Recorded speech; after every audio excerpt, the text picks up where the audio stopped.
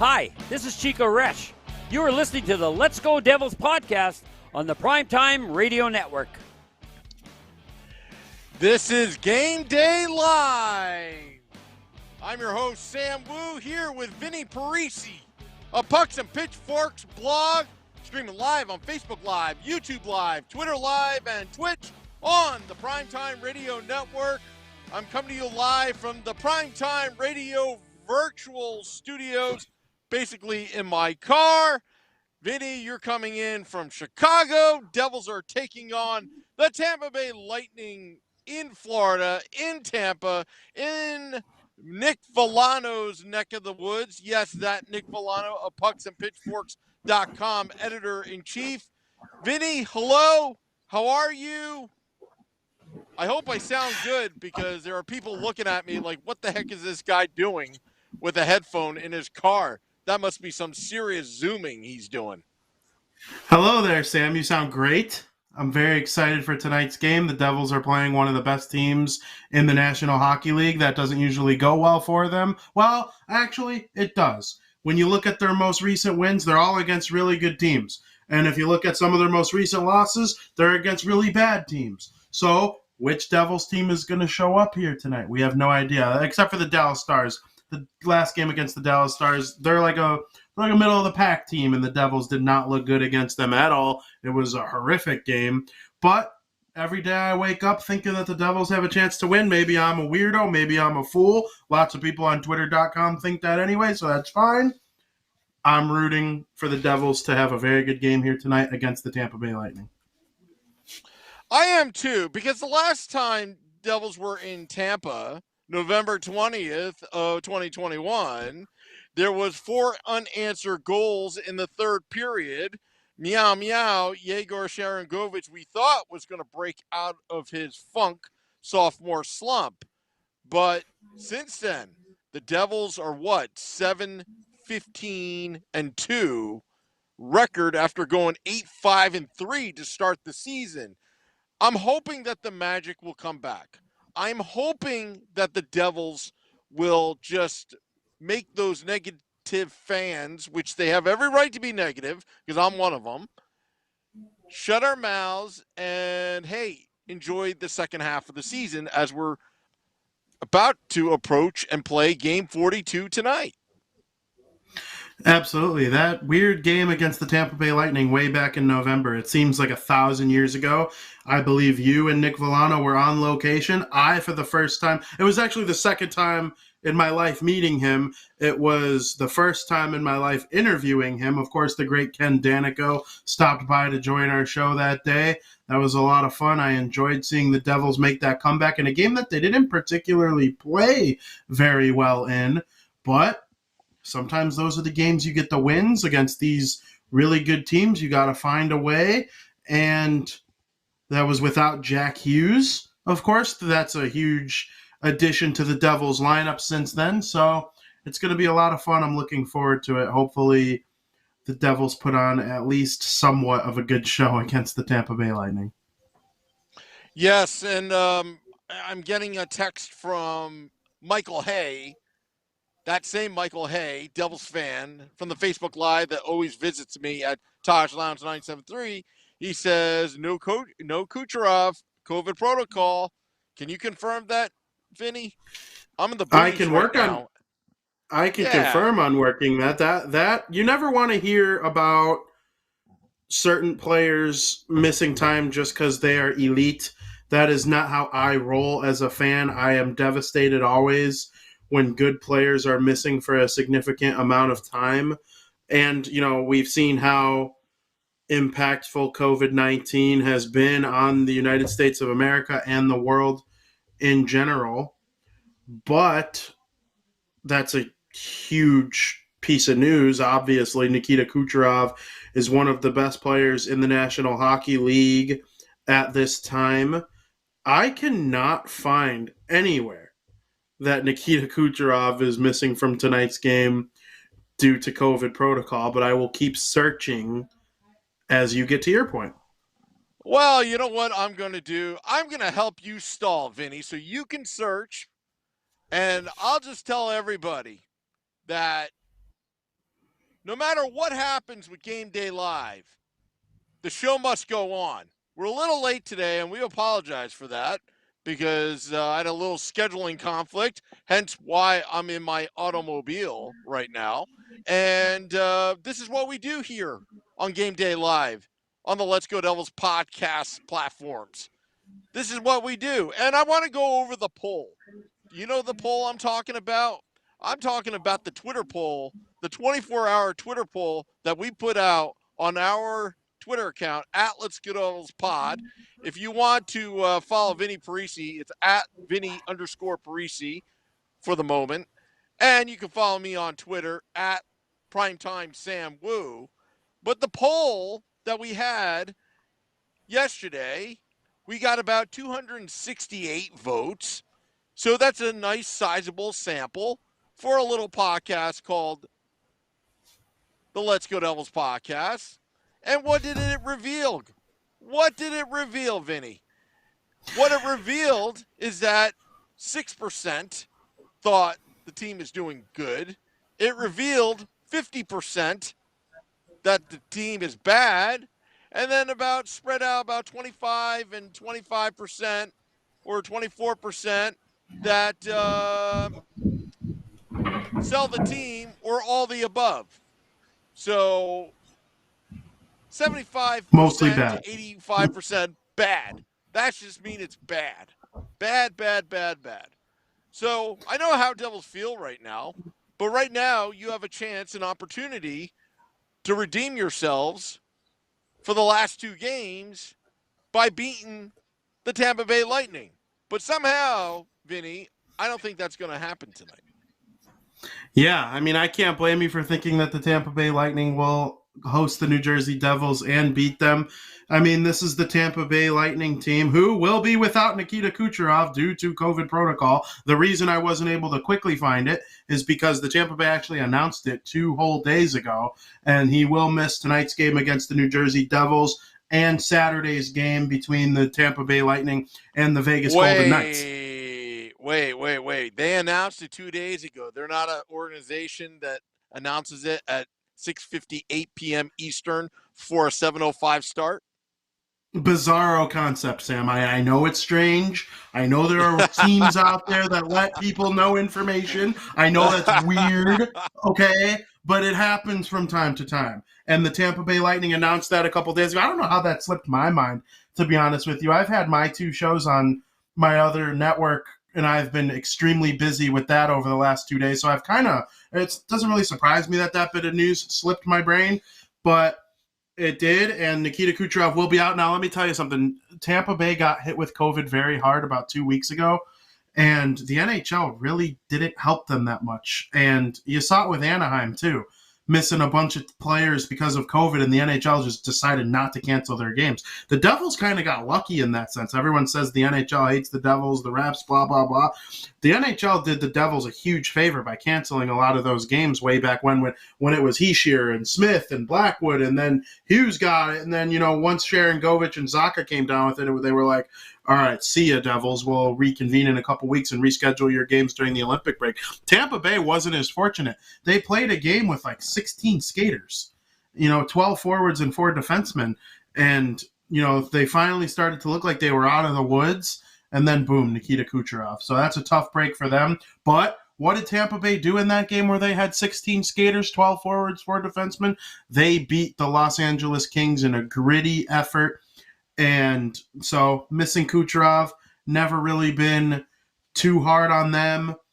I mean, they missed out Kucherov for all of last season, and then he returned for the postseason. And it's like adding a great player at the postseason. A lot of people were mad about it. But Tampa Bay has shown that they have the depth and the organizational smarts to be able to get through something like this. So, yeah, tough to not have Kucherov hanging out there on the opposite side of Stamkos on the half wall, especially during the power play. But the Devils are going to try and take advantage. But like I said, Stamkos, Point, Hedman, Vasilevsky, McDonough, the list of outstanding Tampa Bay Lightning players goes on and on. So although Kucherov will be missed, I think they'll be all right. Yeah, and you know what? Tampa, remind folks that are back-to-back Stanley Cup champions the last 2 years. If you want to see a team that resembles brilliance, that's one of them. A dynasty in the making. And, yeah, they've had some personnel changes, but they are still a top team, the team to beat, as far as I'm concerned. Now, what's going on with the New Jersey Devils? I'll tell you what's going on. Number one, goaltending. Let's start for the goaltending. We know the goaltending issues. 1A, 1B injured, 1C, 1D. We even had to go to 1H, an emergency backup goaltender, to actually dress a game. So he was our 1H because I want to treat all the goaltenders equally. Defensively, Dougie Hamilton out with that injury. Now with the non-contact jersey in practice, that's a good sign. But defensively, let's see. Damon Severson, PK Subban, Ty Smith missing assignments. Ryan Graves has slipped off a little bit. There are times where he's great and times he's been struggling. Siegenthaler has been consistent throughout, but again, you know what? Defensively as a unit, the last 2 games, I'm not impressed. Not impressed at all, leaving guys wide open in the slot area, or if they're nearby, they're not checking their sticks, they're not being a distraction, and they're not being disruptive. They got to get their sticks out there. They got to back check. They got to stick check. They got to put a body on because the no fun zone is the no fun zone for a reason. That's a high danger area. They got to clean that up because the goaltender cannot bail you out every single time. Matter of fact, right now, no offense to the goaltenders right now, I think they're doing an admirable job, but they're not going to steal you games. Percentage-wise, they're not going to steal you games. So you got to play better defensively, and they haven't. That's why they lost 5-1 to the Dallas Stars. That's a premier team. So I think that's a big problem. Also on offense, giveaways, when you got a defense that has to rush back, you know what? If you're going to be doing these drop packs, this is Jack Hughes, and I know we've been harping on him, but you know what? If you're going to do it, it better be done right, or you better get yourself back and help out your defense. It's a collective effort. Yeah, there's no doubt about it. You got to protect the house. Like you said, we call it the no fun zone on this podcast. You got to make it hard for the other team to get to the dirty areas, and not many teams really do it better than the Tampa Bay Lightning. They will put their superstars in those areas, and that's why these guys, that's the difference between being a 70-point guy and a 100-point guy sometimes. I mean, Nikita Kucherov has no problem. I know he's not going to be playing tonight, obviously, but he's not afraid to mix it up down low. Steven Stamkos, not afraid to mix it up down low. Braden Point, real good agitator sometimes down there.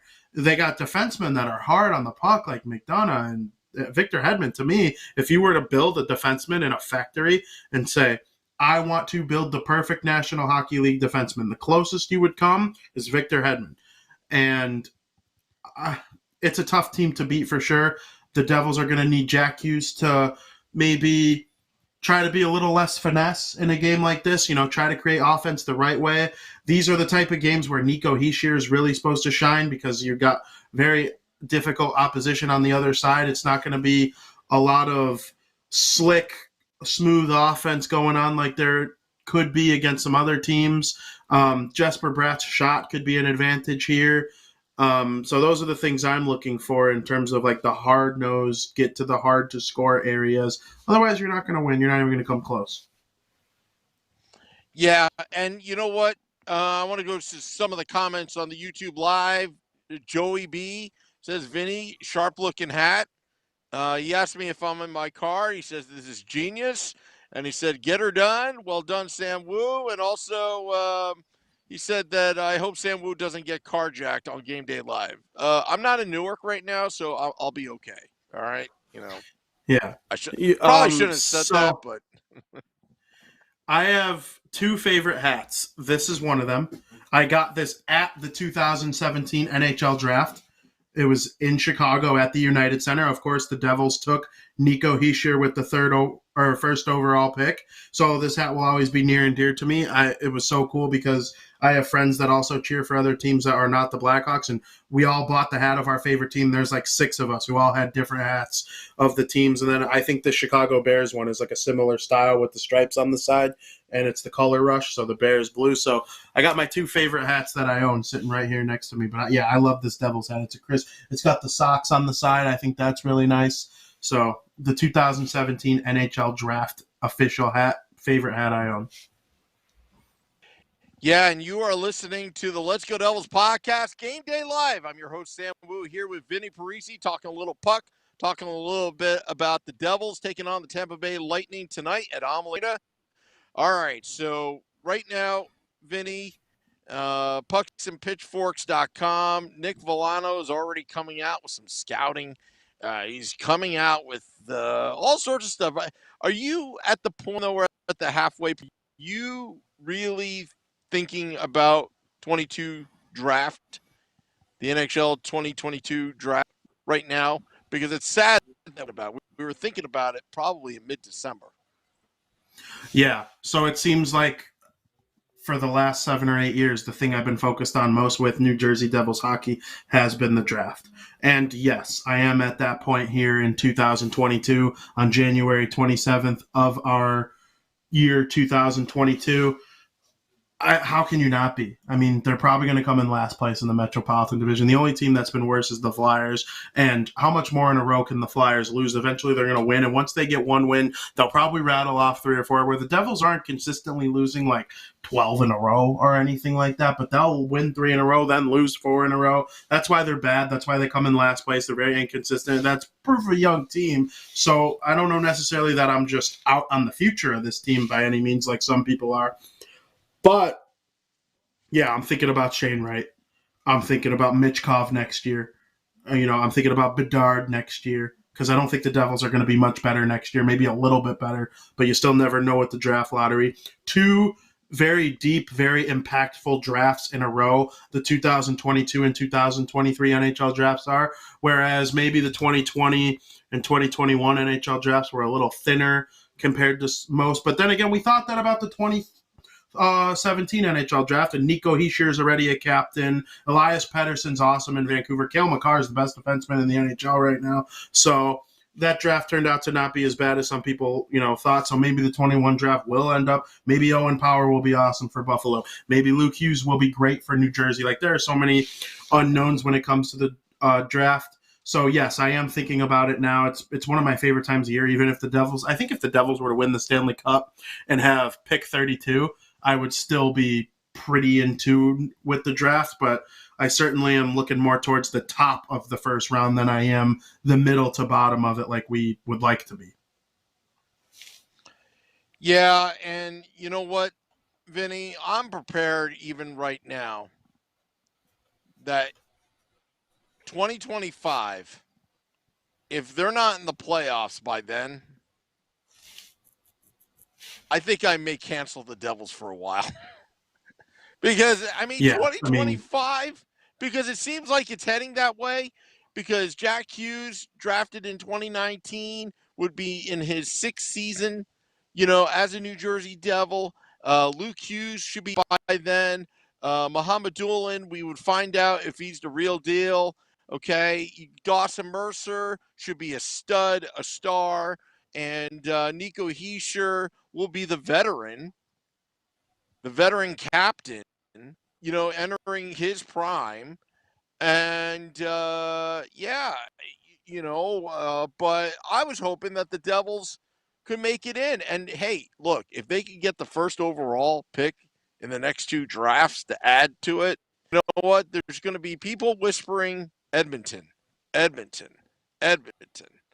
And if it wasn't for Connor McDavid, I'm not sure if Edmonton would be going anywhere. It's amazing how getting first overall picks isn't always a slam dunk. No. I mean, in the United States of America, the 4 most popular sports are hockey, baseball, football, and basketball.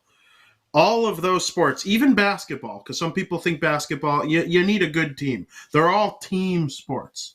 So if you win a couple draft lotteries in a row, that is 2 or 3 really good players. Of course, Nico Hischier and Jack Hughes are awesome. Maybe Nico's offensive development wasn't as quick as some people wanted, but he puts up points. I mean, look at other players around the NHL and compare him to Nico. Nico's a really good player.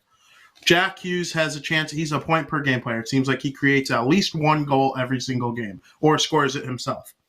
Okay. Well, that's not going to help the goaltending. That's not going to help the defense. And if you're Edmonton, you straight up missed on one of the picks, first overall. Nail Yakupov's out of the league. Ryan Nugent-Hopkins is like Nico Hischier. Ryan Nugent-Hopkins is a very good player. I wouldn't call him a bust of a pick. Yeah, would they rather have, maybe somebody else? I think I'm trying to think of who else might have went in that draft that probably would go first overall over Nugent-Hopkins. Either way, Nugent-Hopkins is a really good player. They traded Taylor Hall for Adam Larson. And then Connor McDavid is sensational. So Edmonton didn't have very good decision-making when it came to some of those first overall picks. Trading Taylor Hall, dumb, especially for Adam Larson. And so, it is what it is. Nico Hischier and Jack Hughes are pretty good. Pavel Zacha, high draft pick, not what we really wanted him to be. Michael McLeod, same thing. Good player, not great player for 11th overall. Or I think it ended up being 12th overall after the little trade that they made with Ottawa. But, we need Luke Hughes to be awesome. Ty Smith looks like he could be awesome, but he also looks like he could be a bonehead in his own zone from time to time. So, high draft picks don't always lead to success, but it definitely helps. Yeah. Austin Matthews, 2016. Connor McDavid, 15. And sometimes I wanted to ask, how come New Jersey didn't get the first overall pick those years? Yeah, and so exact opposite of what we were saying. Corey Schneider. Yeah. Well, yeah, it absolutely had a lot to do with Corey Schneider. The Devils would have one of McDavid or Matthews or Eichel if Corey Schneider wasn't on the team. There is no doubt in my mind. And they might have Bo Horvat. So things would just be entirely different if they didn't acquire Corey Schneider. But same thing with Edmonton. The opposite can be said about some teams who have had really good draft luck. Like, I think of the Chicago Blackhawks. They won the draft lottery in 2007. They got Patrick Kane. Well, then the year before that, they took Jonathan Toews with the 3rd overall that pick. 2 years before that, they landed Brent Seabrook in the first round. And Duncan Keith was a 2nd-round pick the year before that. So, yes, it takes a lot of time because about 10 years did go by between Duncan Keith getting drafted and the Hawks making the playoffs for the first time in 1,000 years. So it could go both ways. There's arguments for both sides. Some teams are successful more than others. The Leafs hit on Matthews. He's going to score 700 goals in the NHL. Mitch Marner is a really good player. They took him 4th overall. William Nylander, 8th overall. Really good draft pick. Signing Tavares in free agent. Well, the Devils signed Dougie Hamilton. People forget about that guy. So there are a lot of different ways that this thing can go. Hopefully it's in the right direction. By 2025, if they're not in the playoffs, something is seriously wrong. Yeah. Especially with the way that the Eastern Conference should fall off a little bit. Sorry to interrupt you one more time, but the Rangers' young guns aren't the reason they're in first place. They're not in first place because Lafreniere and Kakko and Keandre Miller are awesome. Adam Fox is one of their young guns, but Artemi Panarin's not getting any younger. Chris Kreider's not getting any younger. Mika Zibanejad ain't getting any younger. The Rangers are as good as they are because of their veterans, and the young talent on the Rangers is nothing compared to the young talent on the Devils. I do believe that. So what happens if Panarin, Zibanejad, and Kreider start to fall off a little bit? Yeah, they have the goalie and the defensemen that are young and awesome, so that's a good start for them. But how long are the Pittsburgh Penguins going to be good? Sidney Crosby and Evgeny Malkin are both 34 and 33 respectively, and Christopher Letang is 33, I believe, as well. How long is Tristan Jarry going to stay? How long is Washington going to be as good as they are with Ovechkin and Backstrom starting to get a little older now? By the time 2025 rolls around and the Nico Hischier, Jack Hughes, Dawson Mercer, Ty Smith, all these guys start to mature into being NHL veterans, some of those other teams might start to fall off. But then you got teams like Detroit coming up, and I think Ottawa is going to be good in the coming years. So there's a lot to worry about, but there's also a lot to be excited about, and that's what makes hockey so great. Yeah. Well, Vinny, let's go over tonight. The infamous predictions. What The are you predictions predicting? for the New Jersey Devils, a moderately bad hockey team that has had some good moments against the reigning two-time Stanley Cup champion Tampa Bay Lightning, who have Hall of Famers at every position and basically can beat anyone in their way. The Devils are going to beat them by a final score of 5-2. Wow. I'm going to say... Don't do it. Don't do it. I'm going to say they're going to gain a point. They'll lose in overtime. 2-1. I would sign up for that right now. I would sign if I could sign the paper and make that. I would do it. Just make it a fun game. Entertain me, Devils. Entertain me, Devils. Score a goal, Jack, or something. Something to be happy about. Yeah. Well, let's hope they do. I mean, let's hope they get something out of it. Before we go, I just want to say hello to Facebook Live, Steve Tardes, Christopher, Eric, Ramona, Mike Rossi. They're always hardcore listening to Go Devils Podcast Game Live. All right. Well, Vinnie, thank you very much. Going to head home now. Enjoy the game, everybody. Devils After Dark, Scotty is Sirius XM, Liquid I will recap the game that was. Enjoy the game, everybody. Let's go, Devils.